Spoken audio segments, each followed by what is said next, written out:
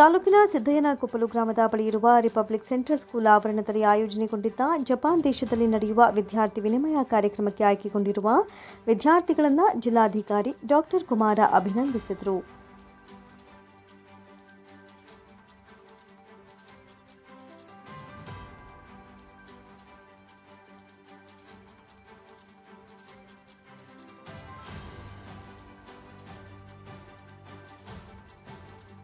ನಂತರ ಮಾತನಾಡಿದ ಅವರು, ರಿಪಬ್ಲಿಕ್ ಸೆಂಟ್ರಲ್ ಸ್ಕೂಲ್ ಉತ್ತಮ ಪರಿಸರದಲ್ಲಿ ಅತ್ಯುತ್ತಮ ವಾತಾವರಣದಲ್ಲಿ ನಿರ್ಮಾಣಗೊಂಡಿದ್ದು ಉತ್ತಮ ಬೋಧಕ ವರ್ಗಗಳನ್ನು ಹೊಂದಿದೆ.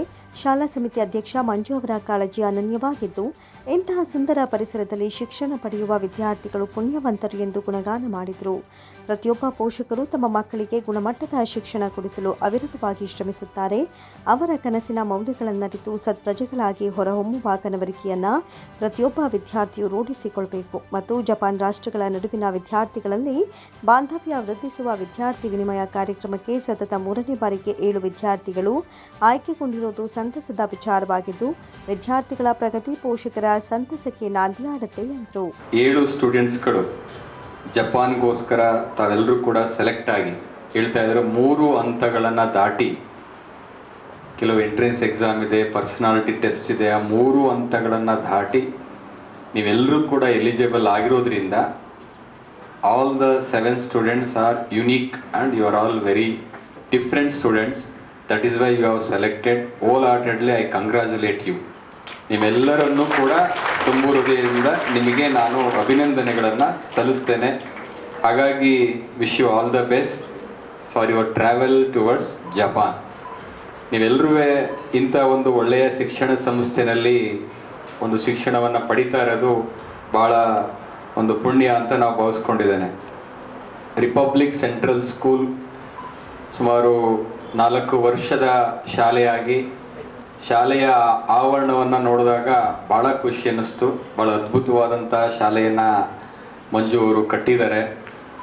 ಅವರ ಒಂದು ಆಶಾಭಾವನೆಯಂತೆ, ಅವರ ಒಂದು ವಿಷನ್ ಅಂತೆ ಇಲ್ಲಿಯ ಮಂಡ್ಯದ ಮಕ್ಕಳಿಗೆ ಒಂದು ಒಳ್ಳೆಯ ಗುಣಮಟ್ಟದ ಶಿಕ್ಷಣವನ್ನು ಕೊಡಬೇಕು ಅನ್ನೋದನ್ನ ಇಟ್ಕೊಂಡು ಅವರು ಇಂಥ ಒಂದು ಶಾಲೆಯನ್ನು ಕಟ್ಟಿರೋ ಅಂಥದ್ದು. It's A social service. ಇದರ ಲಾಭ ಅವರಿಗಲ್ಲ, ಇದರ ಲಾಭ ನಮ್ಮೆಲ್ಲ ಮಕ್ಕಳಿಗೆ, ನಮ್ಮ ತಂದೆ ತಾಯಿಗಳಿಗೆ. ಹಾಗಾಗಿ ನೀವೆಲ್ಲರೂ ಕೂಡ ಒಳ್ಳೆಯ ಶಿಕ್ಷಣವನ್ನು ಪಡೆಯುವ ಮೂಲಕ, ಒಳ್ಳೆಯ ಸ್ಟೂಡೆಂಟ್ಸ್ ಆಗುವ ಮೂಲಕ ಈ ಶಾಲೆಗೆ ಒಳ್ಳೆಯ ಹೆಸರನ್ನು ತರಬೇಕು. If you become good student, then only you can become good citizen. Unless and until becoming good student you cannot become good citizen. ಒಳ್ಳೆಯ ವಿದ್ಯಾರ್ಥಿ ಆಗದ ಹೊರತು ಒಳ್ಳೆಯ ಸತ್ಪ್ರಜೆ ಆಗಲಿಕ್ಕೆ ಸಾಧ್ಯನೇ ಇಲ್ಲ. ಹಾಗಾಗಿ ಬೆಳೆಯುವ ಸಿರಿ ಮೊಳಕೆಯಲ್ಲಿ ಎನ್ನುವಂತೆ ನೀವು ಒಳ್ಳೆಯ ವಿದ್ಯಾರ್ಥಿಗಳಾಗಬೇಕು. ಹಾಗಾಗಿ ನೀವು ನಂತರ ಒಳ್ಳೆಯ ಪ್ರಜೆಗಳಾಗ್ತೀರ.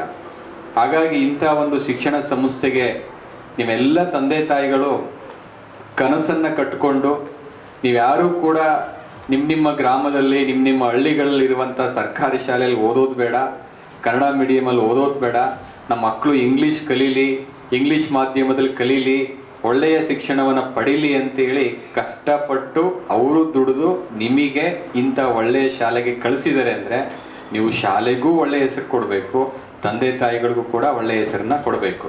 ಇವತ್ತೇನು 7 ಜನ ಸ್ಟೂಡೆಂಟ್ಸ್ ತಾವೆಲ್ಲ ಜಪಾನ್ಗೆ ಹೋಗ್ತಾ ಇದ್ದಾರೆ ಅಂತ ಹೇಳಿದ್ರೆ ಇಟ್ಸ್ ಎ ಗ್ರೇಟ್ ಅಚೀವ್ಮೆಂಟ್. ಈ ಸಂದರ್ಭದಲ್ಲಿ ಸಂಸ್ಥೆಯ ಅಧ್ಯಕ್ಷ ಮಂಜು ಎಸ್, ಪ್ರಾಂಶುಪಾಲರಾದ ಸುನಿತಾ ರಾಜನ್ ಉಪಸ್ಥಿತರಿದ್ದರು.